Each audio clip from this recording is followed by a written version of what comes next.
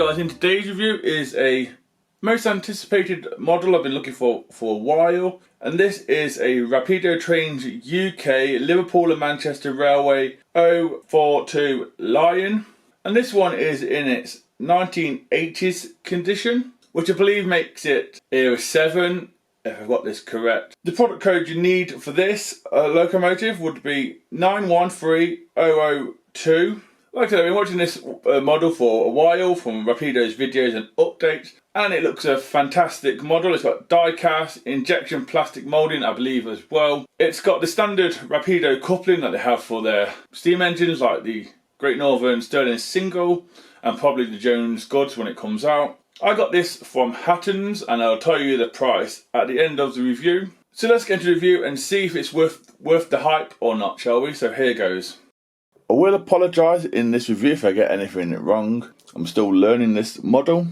But what you do get is a tiny detail bag, which is hidden in the foam of the packaging. And I believe this tiny detail bag is crank screws, covers. And it tells you to use a little bit of glue if you want to apply them over the slots. That's where they go. You get about 8 of them. I had no idea what they are to look in the instructions. It doesn't say it's details, but you have to read the instructions. Speaking of the instruction, as we know, Rapido seems to have a sense of humour in the hobby to a degree, and it does warn you to read this first. Basically, it's warning you not to hold the outside rods, I want to call them, on the model because it could damage the model. Hold the centre of the boiler when you come to carry your model around or put it together, because the loco and tender isn't together when you get the model, which for me is a shame. I'd rather have the model together, but it is what it is. We also have a page on DCC fitting, which you just squeeze the tender and it pops off. That's where your DCC is. And then one of the back pages, we have the Lion exploded diagram of the 1930s and the 1980s. There is some differences in them, so please look carefully. It is quite a small diagrams, but you can download an actual big one from their website. I don't know why I didn't put a big one in the box in the first place, but hey, overall it's a good book, some history in it. Yeah, and it said it's been lubricated and oiled at the factory extensively. So yeah, that's the detail and the book you get with your model. As we move now on to the front of this fabulous looking locomotive, much like the other manufacturer, there's no coupling at the front of this model. This being the 1980s version, we do have 3 chain links, which I believe is correct. The 1930s one only has 1. We also have some buffers as well in black. The buffer beam as well is in black too. Like I said, we have a hook for the chain links, obviously.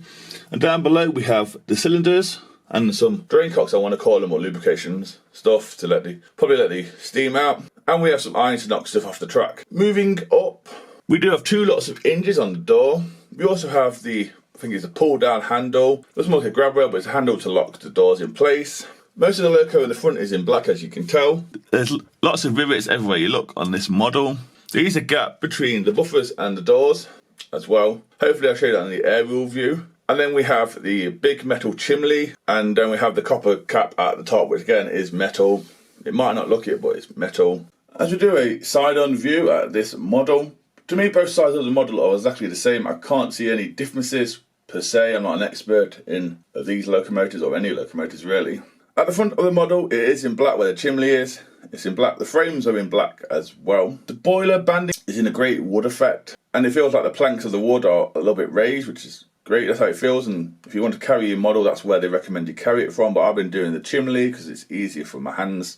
We do have boiler barrel banding, which are in gold. There's 4 of them. We also have a name for this model, which is Lion, and it's in red. I believe there's a few pots of lubrication stuff on there somewhere. We also get to the firebox again, which is in a dull down metal condition, gold condition. It's not shiny at all, it's dull down, it's there, and it has a bit of a wood effect as well. As we get to the cab area, I want to call it, we do have the fancy metalwork in emerald green, I think it is, with black for the metalwork. We also have 2 plates, maker's plates on this model, which basically say, I think it's Leeds is one, and the other one I can't read, but it tells you, I think it's a maker's plate, I think it says 1980s underneath it.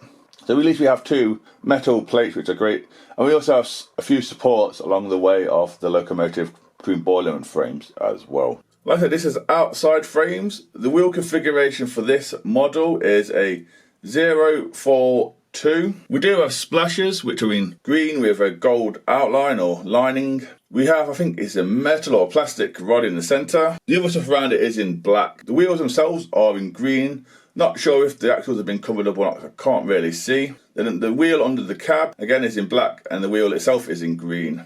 As we move on now to the cab detail and front of tender detail, we do have a wood flooring going on the cab or the open cab. We also have a water gauge and a regulator. I think we have a brake handle as well. There is a dial which looks like to have printed numbers and stuff on, and we also have a whistle as well. And I believe we have 2 safety rolls on this too, and a few bits of pipe where the boiler is in a copper style material which looks the part, and you can also see the 6-pin connection for the loco and tender connection. And on the front of the tender we do have a 4-plate which goes up and down. At the moment it's down. We also have, I think, some other tools on there as well, and you can see the coal chute as well. And you can also see where the plug goes into the tender, which we'll get into in a minute. And again, we also have, which looks like to be separate plied handrails as well. The tender is free rolling, very much so.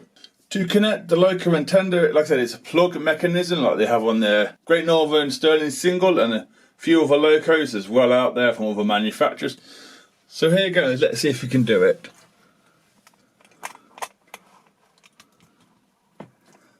And that is literally just push it in, and that's how you do it.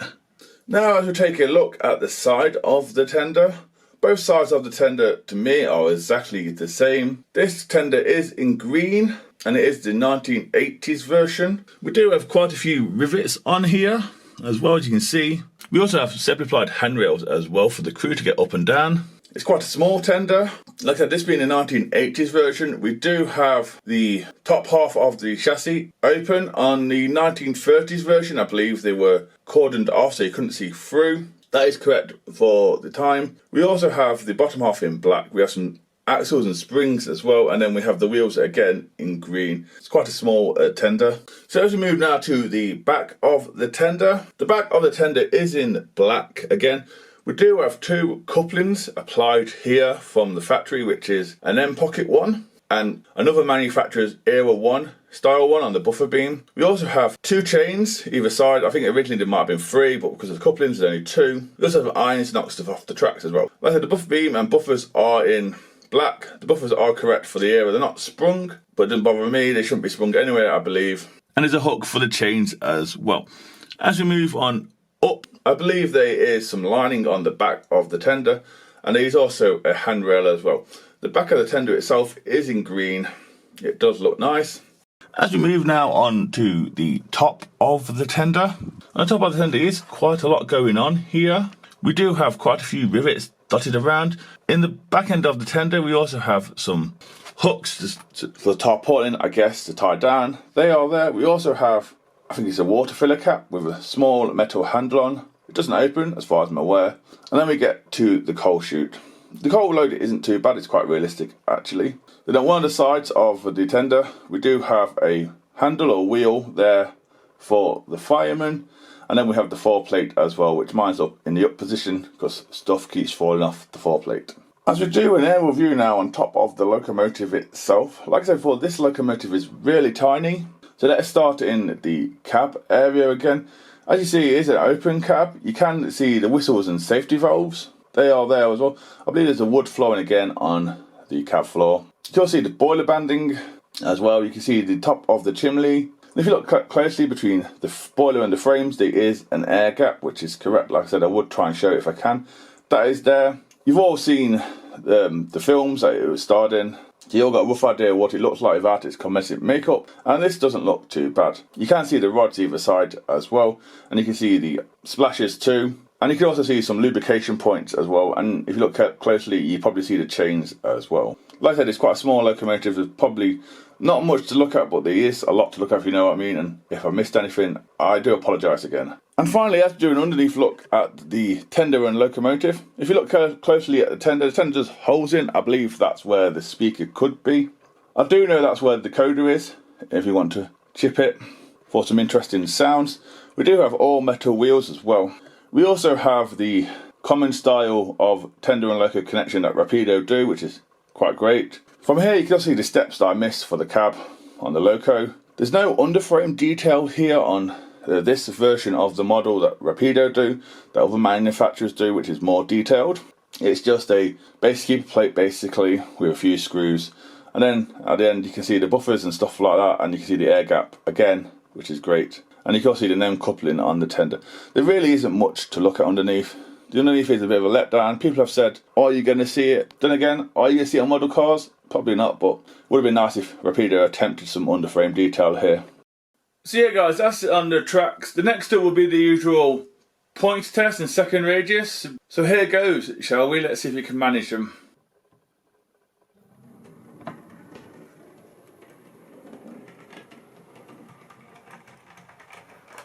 Pretty smooth, if I'm honest with you. What's that, 20 exactly? Yeah, it's not bad for a DCC ready.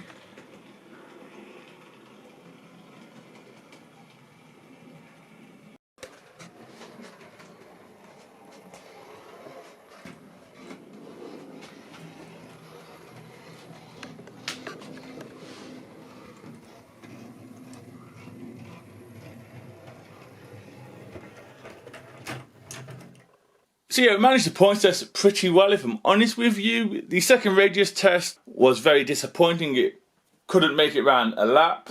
I will apologise for the shaky camera work. I just thought I'd show you it kept derailing. I tried 8 times and it kept derailing at every bend in a loop. I don't know why. It could be something to do with the loco and tender connection, but the other manufacturers did manage second radius, if I'm going to be honest with you. So next up will be some slow speed, and I will find it a train to pull. So here goes, shall we?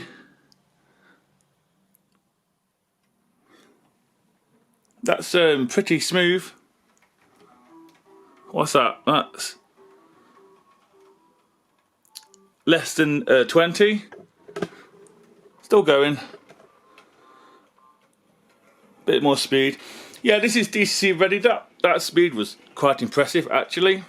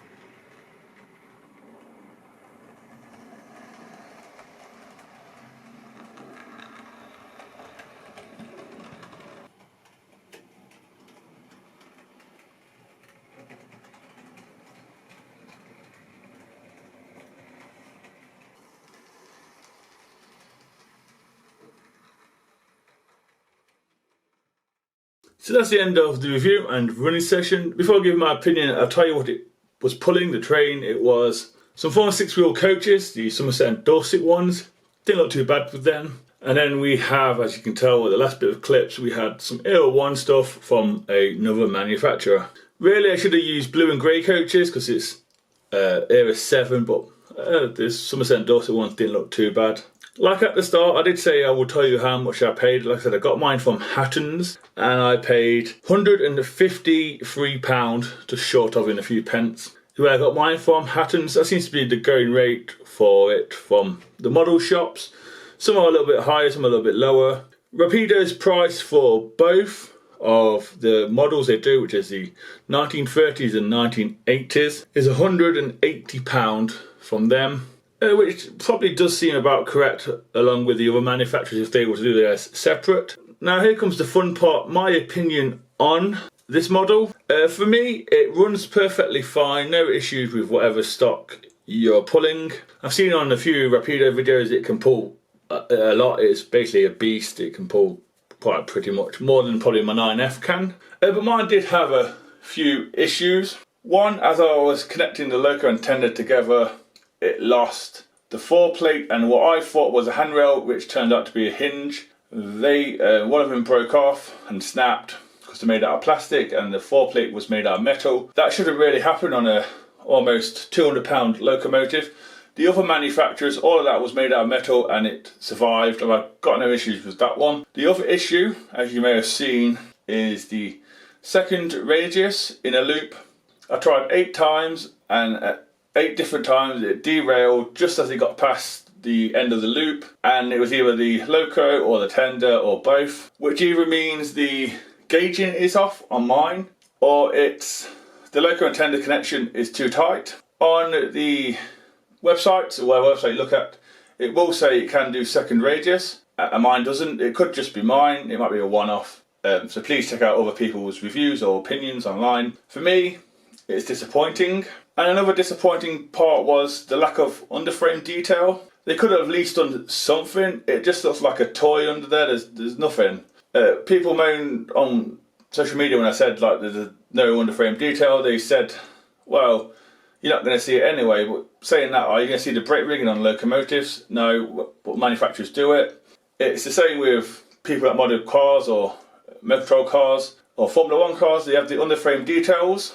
Again, are you going to see it? No, but the manufacturers go to trouble. Like I said, the other manufacturer managed it, and it is made of die cast. Okay, it's got the cog showing, but I'm sure Rapido could have come with some solution to it. It just looks a little toy-like for me. I try not to badmouth a model, but it's a little letdown, this one for me. Like I said, it's almost £200, 150, 160 depending where you go. Yeah, it runs superbly. The slave speed is great, it runs well.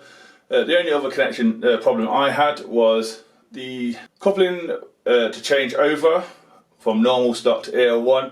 You have to get a flat bladed knife or screwdriver and pierce the coupling out. It's not like a butterfly where you pinch it and it pulls out. It's nothing like that. You have to hold the LOCO upside down. In places you don't have to, you shouldn't have to. They're the only issues that I have. I have to be honest, like I said, if I get blacklisted, for me, the price isn't too bad. Like I said, it's okay. It really comes down to what you want the model for. Do you want it to pull other stock or do you want it to pull Era 1 stock? If you want it to pull Era 1 stock, go to the other manufacturers. If you want it to pull a mixture, feel free, go for the Rapido one. Like I said, I'm a little bit disappointed. I don't really want to say bad things about manufacturers, but yeah. I hope you enjoyed the review, or at least the running session anyway. And hopefully I'll see you in the next review. So please take care and goodbye.